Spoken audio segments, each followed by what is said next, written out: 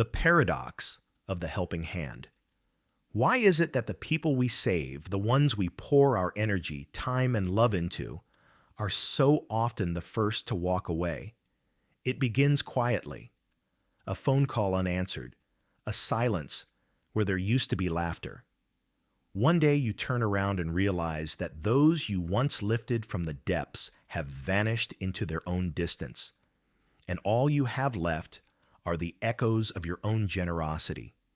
You replay the moments when you helped them, the nights you stayed awake for their pain, the times you believed in their potential when no one else did. You remember the promises, the shared gratitude, the emotional bonds that felt unbreakable. And yet, somehow, here you are, alone, standing in the ruins of a connection that once felt sacred. The paradox of the helping hand begins here. The strange law that says those we help most deeply are often the ones who must leave us first. Is it betrayal? Is it ingratitude? Or is it something more hidden? Something ancient and psychological, buried beneath the layers of what we call kindness. Human connection, after all, is never simple. Every act of help carries weight. When we extend our hand to pull someone from the darkness, we unconsciously step into a role, the savior, the guide, the strong one. And in doing so, we alter the balance between two souls. We become the giver, they become the receiver. One stands above, the other below. But balance demands restoration. No one wants to live forever in the shadow of the person who saved them. To regain equality, to reclaim autonomy, the one who was helped must, at some point, walk away. Sometimes abruptly, sometimes painfully. It's not just a social pattern, it's a psychological law. Beneath the surface of human gratitude lies something uneasy, the need to be free from debt, the instinct to escape the invisible chains of dependence. The paradox deepens. The more pure your intentions, the more confusing the outcome. You offered love and received distance. You gave loyalty and got silence. And yet, perhaps what feels like abandonment is simply transformation. Maybe the people we help the most aren't meant to stay. Maybe their departure isn't rejection, but evolution. Still, we're left haunted by the question, why does kindness often lead to loss? Why does the act of lifting others so often end with us being left behind? As we explore this paradox, we'll move beyond the surface of heartbreak and sentiment. We'll look into the psychology of the Savior, the weight of gratitude, and the cycles of betrayal that echo through history and human nature itself. Because perhaps, just perhaps, the answer isn't about who left. It's about what leaving reveals. The paradox of the helping hand isn't just about loss. It's about truth. The quiet, uncomfortable truth that to help someone rise is to prepare yourself to be left behind. The hidden psychology of the Savior. We convince ourselves it's love, compassion, or moral duty. We see someone suffering, lost, or drifting, and something in us rises, a calling to intervene, to fix, to rescue. But beneath that calling, hidden in the folds of our humanity, lies a complex and often unspoken truth. Helping others isn't always about them. Sometimes it's about us. Psychologists and philosophers alike have long warned of this subtle deception of the self. Carl Jung called it the shadow, the hidden motives that wear masks of virtue. When we rush to help someone, what are we really doing? Are we easing their pain, or are we trying to quiet the discomfort we feel in watching them suffer? We want to believe we are selfless, that our compassion is pure. But as Nietzsche once hinted, even compassion can be a disguised form of power, the will to influence, to shape, to impose meaning. When we help, we become the strong one, the capable one, the one who knows better. And in that moment, our identity expands. We are no longer helpless in a chaotic world. We are its redeemers. This is the first illusion of the Savior. Every act of rescue elevates the rescuer, and with elevation comes imbalance. The person we help begins to orbit our sense of goodness. We define ourselves as their protector, and subconsciously, we begin to need their weakness as proof of our strength. Without realizing it, we construct a quiet dependency. I need you to need me. It's not malice. It's human nature. Helping becomes a mirror through which we see our worth reflected. We become attached not just to the person, but to the role, the identity of the helper. But what happens when the person we help begins to heal? When they stand taller, think clearer, or no longer turn to us for advice? Suddenly the mirror cracks. The balance shifts again, this time against us. The strength we once lent them now becomes the force that pushes them away. Because the moment they no longer need us, our sense of purpose trembles. That's why so many relationships built on saving slowly unravel. The Savior begins to feel unappreciated, unseen, even betrayed, while the one who was helped begins to feel suffocated, indebted, or patronized. What started as love becomes control. What began as compassion turns into quiet resentment. Erich Fromm, in The Art of Loving, wrote that love is not possession or protection. It is the active concern for another's growth and freedom. But freedom is costly. To truly help someone, you must be willing to lose the version of yourself that helped them. And most of us aren't ready for that. So we cling to the idea that we are irreplaceable, to the comfort of being needed, to the illusion that our help guarantees loyalty. But human nature doesn't work that way.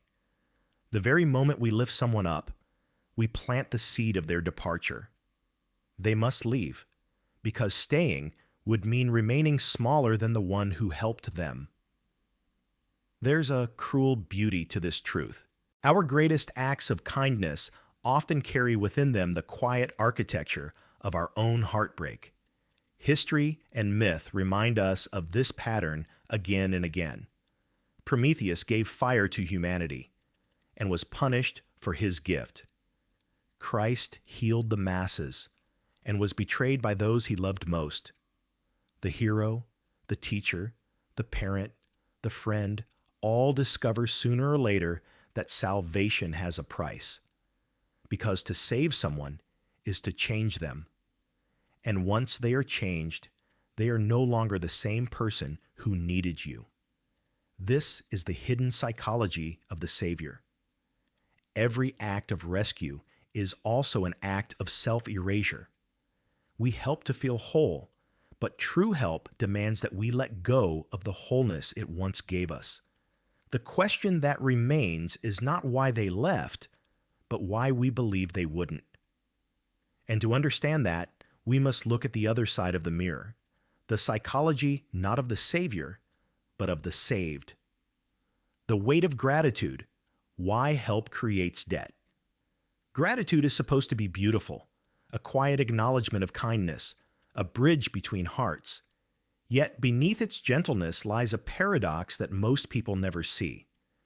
To receive help is to be placed in debt. Every favor, every rescue, every act of generosity, no matter how pure, writes an invisible contract between two people. One gives, the other owes. It begins subtly. Someone steps into your storm when no one else would. They offer comfort, resources, guidance, a hand when the world has turned its back. You're grateful, yes, but also uneasy. You feel smaller somehow, humbled in their presence. Their generosity becomes a reminder, not only of their strength, but of your weakness at that moment. The psychologist Marcel Mauss, in his study The Gift, described this ancient truth. Every gift carries a spirit of obligation. To receive is never neutral. It demands a return. Gratitude, then, is not just emotion. It's a kind of social gravity that pulls you back toward the giver. But what happens when you can't repay? When the debt isn't material but emotional? When someone gave you hope, self-worth, or a second chance?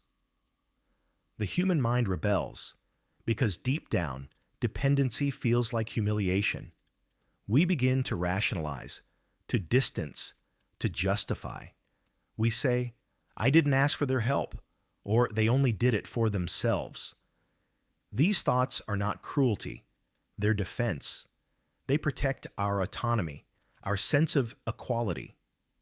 It's no wonder, then, that Nietzsche wrote, "The debtor always hates the creditor," even when the creditor is kind, especially when they are kind, because kindness can make the debt eternal. This is why the people you help most often leave you first. They're not running from you.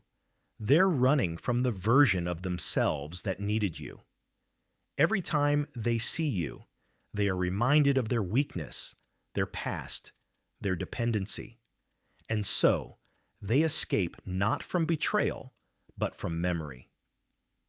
Think of the student who outgrows their teacher, the mentor who becomes resented once the protege finds confidence, the child who distances themselves from the parent who sacrificed everything.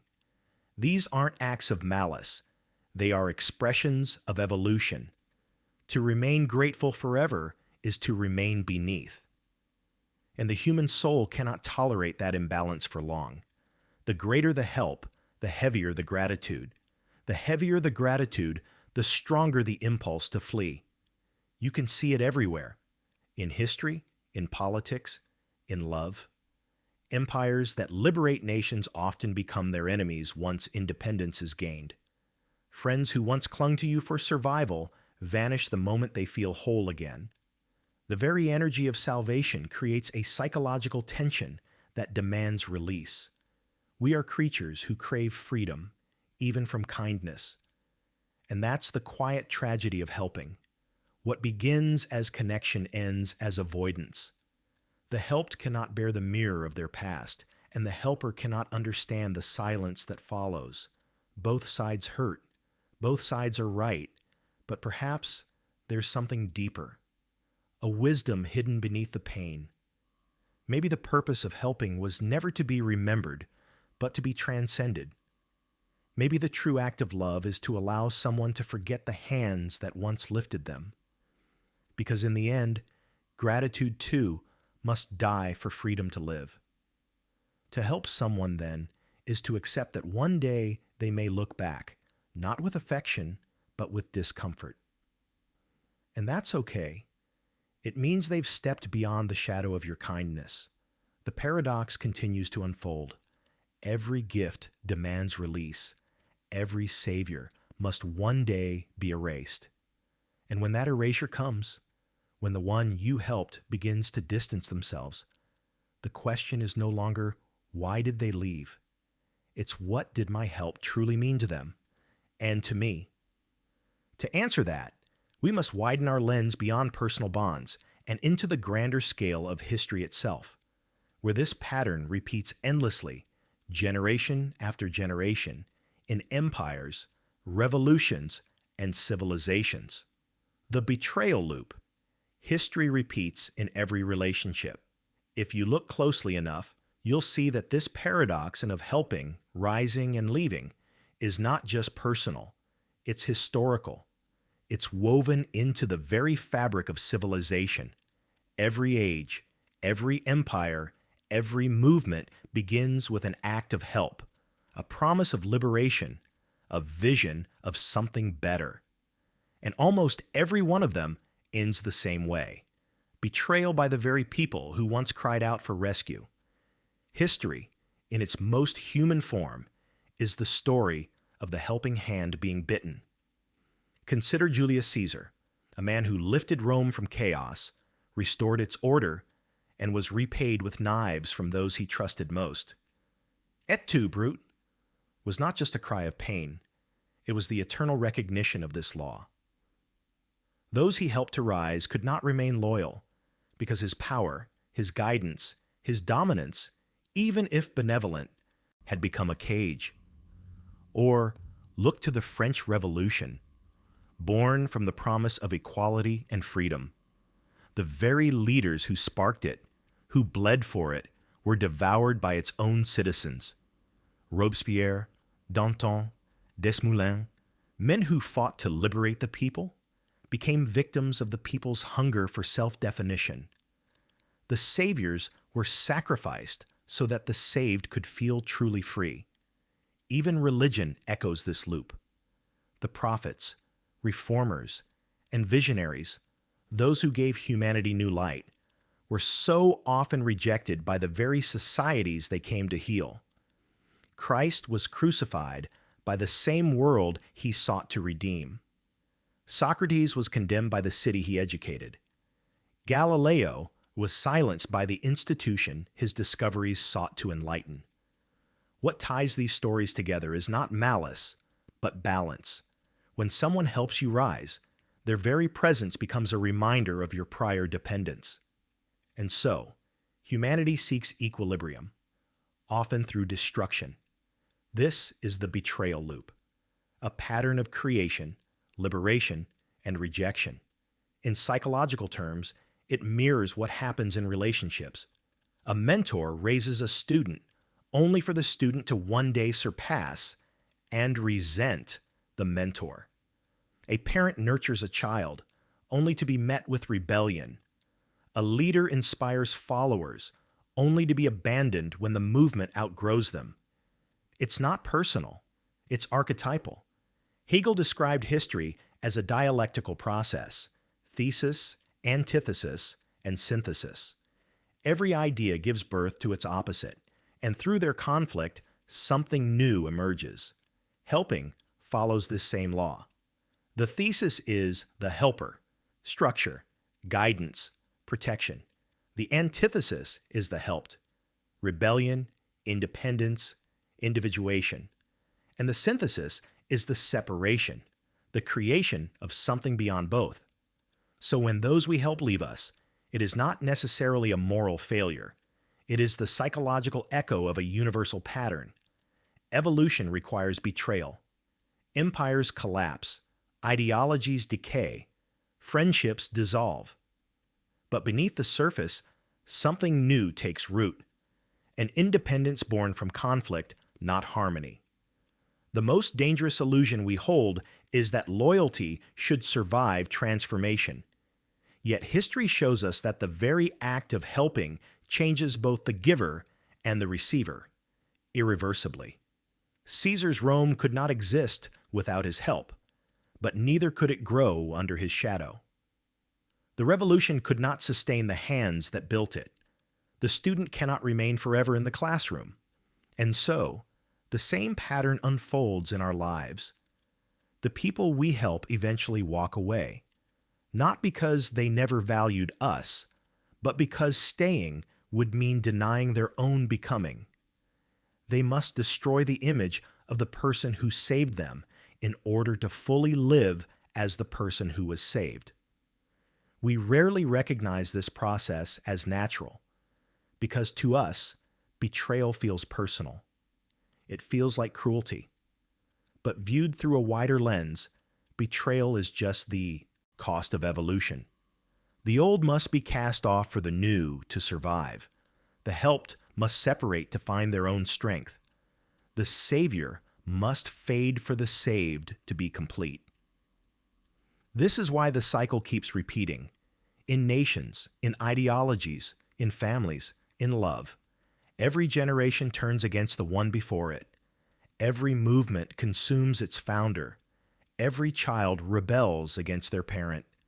Every disciple eventually must leave the master. It is a cruel kind of poetry that every bond built on help must eventually face the trial of separation.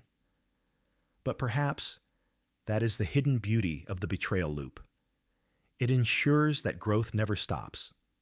What feels like abandonment is often the universe's most ancient dialogue, one generation saying to the next, "You have taught me enough. Now I must become something you cannot. The tragedy is that we almost never see it that way in time. We mourn the departure. We curse the betrayal. We forget that it was our own light that illuminated their path out of our reach. And that is the paradox. To help someone is to build the very wings that will carry them beyond you. But what happens when that paradox meets the modern world, where help itself has become a brand, a public performance, a currency? That's where the loop begins to twist into something darker. Modern paradox, the age of performative help. In the ancient world, help was intimate, a quiet act between souls. But in the modern age, help has become a performance. We live in an era where compassion is broadcasted, where kindness is measured in likes, shares, and applause. The act of helping has been repackaged, no longer a private gesture of humanity, but a public declaration of virtue. This is the age of performative help. Social media has turned empathy into spectacle, a camera pointed toward the suffering, a hand extended, but always within the frame. Corporations donate not for justice, but for image. Influencers champion causes not to heal, but to trend. Even ordinary people, trapped in the algorithms of perception, perform goodness as a way to prove worth. And yet behind this polished illusion of benevolence, something sinister has taken root. Distrust. We have learned, collectively, to question kindness, to wonder what lies beneath every generous act. Every offer of help now carries an invisible subtext. What do you want in return? It is a symptom of a deeper cultural fatigue, a weariness born from manipulation masquerading as morality. The world has seen too many helpers who sought power, too many saviors who built thrones out of other people's pain. And so, empathy itself has become suspect. The paradox here is profound. The more loudly we help, the less people believe we mean it. Every generation before us grappled with betrayal between individuals. Ours faces betrayal on a global scale. We have turned compassion into currency, morality into marketing. But beneath the noise, the psychology remains the same. The helper still seeks validation, now not from the person helped, but from the crowd. The helped, in turn, feels not uplifted, but used, transformed into a prop in someone else's narrative of goodness. And so, once again, the helped leaves. Because even in this digital age, the human heart still craves authenticity. We want to be seen, not showcased. We want help that heals, not help that humiliates. When help becomes self-serving, it no longer feels like salvation. It feels like control. The receiver senses the imbalance, the subtle extraction of dignity, and instinctively withdraws. We see this everywhere. The charity worker posing with starving children, the politician promising empowerment while consolidating power, the influencer weeping on camera for the algorithm's sympathy. These are the new faces of the savior complex, not guided by empathy, but by ego disguised as virtue. The tragedy of the digital age is not that we've become heartless, but that our hearts have become content. And this constant spectacle of help erodes trust at every level of society. The poor no longer trust philanthropy.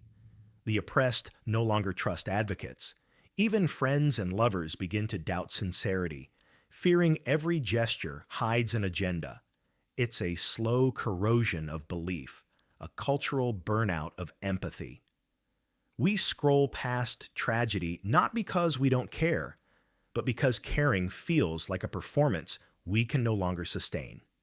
And yet, deep down, we long for something real, something quiet, something unrecorded, a form of help that expects nothing, proves nothing, performs nothing, the kind of help that restores, not exploits. But such help cannot exist in a world obsessed with perception. To be authentic in this age is to become invisible. To care genuinely is to go unseen. And perhaps that is the hidden rebellion of our time, not to shout our kindness, but to practice it in silence. Because in this modern paradox, where help has become theater, the truest form of compassion may be anonymity, a hand that reaches out with no witness, a gift with no name attached, a love that leaves no post to prove it. That is the only help that survives the cynicism of our age. And yet, even that kind of a help cannot escape the deeper truth of the human condition, that no matter how pure our intentions, help still carries impermanence. The people we save will still, one day, walk away. And when they do, we must face the final transformation, not of them, but of ourselves. Letting them leave, the hidden freedom in loss. There comes a moment after the helping, the leaving, and the silence when the truth settles like dust, quiet, heavy, and undeniable. They're not coming back. At first, it feels like betrayal all over again. The mind replays the moments, rewrites the story, searches for meaning. After everything I did for them, why would they go? But with time, with reflection, something softer begins to take shape beneath the pain. A realization that leaving was never about rejection. It was about transformation. The people we help most deeply are rarely meant to stay. Their departure is not punishment. It's proof. Proof that the help worked. Proof that they became strong enough to walk on their own. We often mistake closeness for success, as if our value lies in being needed forever. But the truth is the opposite. To truly help someone is to make yourself obsolete. Parents learn this when their children outgrow their hands. Teachers learn it when their students surpass them. Lovers learn it when the one they once healed no longer looks to them for comfort. It hurts, yes, but beneath that hurt is something sacred. The realization that growth requires separation. The irony is that this pain, this loneliness, is a mark of having done something right. You were the bridge, the one who carried them across when they couldn't walk alone. But bridges are not meant to be homes. They are meant to be crossed. There is a quiet dignity in accepting this, in letting them go without resentment, without the demand for recognition. Because once you stop fighting their absence, you begin to see that the story wasn't about possession. It was about evolution. When you help someone rise, you inevitably disappear from their horizon. That is the price of being a catalyst. You are the chapter that gave them the courage to write their own book, but that doesn't mean your role was meaningless. On the contrary, it was essential. You existed in the precise moment they needed you most, and then, as all teachers, friends, and saviors must, you stepped aside. To cling would have been to corrupt the purity of what you gave. Letting them leave is not weakness. It is wisdom. It's the quiet understanding that love's truest form is freedom. That the highest act of compassion is not holding on. It's letting go without bitterness. Because in the end, we never really lose the people we help. We lose the versions of them that still needed us, and we lose the versions of ourselves that needed to be needed. In that loss, something remarkable happens. We are reborn too. We begin to see that helping was never about control, or gratitude, or permanence. It was about giving what was needed in that moment, and trusting that life would take care of the rest. The ones who leave carry traces of us in their strength, and we in turn carry traces of them in our understanding. So when the emptiness returns, when the silence feels unbearable, remember this: their leaving is not the end of connection. It is the evolution of it. You were the light that guided them out of the dark. And though they walk beyond your reach, The light remains, not behind them, but within them. And in that quiet truth lies the hidden freedom in loss. Because the greatest gift you can give anyone is the courage to walk away. The law of the bridge. A bridge exists for one purpose, to be crossed. It does not cling to the footsteps that pass over it, nor demand gratitude from the travelers it carries. Its entire meaning is fulfilled in its own disappearance, in becoming the thing that allows others to move forward. This is the unspoken truth of every act of help, every relationship born from compassion. To help someone is to build a bridge that must one day be left behind. We often resist this. We want permanence, loyalty, recognition, reciprocity. We want the ones we've lifted to turn back and say, "I remember who carried me." But that desire, though human, is a quiet rebellion against nature's design, because the essence of giving is release.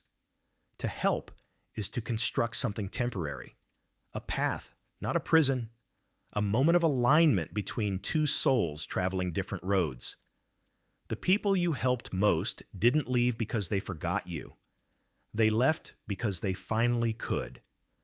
That's what every bridge must face, the ache of its own success. If they had stayed forever, it would mean the bridge failed, that the water beneath remained uncrossed, that the journey never began. Their departure is not your loss. It is the proof that your help fulfilled its purpose. And yet, the helper's heart struggles to understand this. We romanticize permanence, mistaking it for meaning. But permanence and meaning are not the same. Some of the most meaningful connections in life are the ones that could not last. Think of it this way. The sun does not mourn the night it creates. The teacher does not resent the student who outgrows the classroom. The bridge does not grieve the traveler who reaches the other side. Because the true purpose of all three, the sun, the teacher, the bridge, is to make the journey possible. So perhaps the lesson hidden in this paradox is not how to stop people from leaving, but how to let them go beautifully. To look at their departure not as betrayal, but as completion. To say quietly, with grace, "You've crossed. My work here is done." And maybe that's the secret humanity has been circling for centuries. That love, help, and kindness were never meant to bind. They were meant to build. We are all, in our own way, bridges, carrying one another across moments of uncertainty, loss, and transformation. And when they walk away, when their path vanishes into the horizon, we must remember they didn't abandon us. They simply arrived.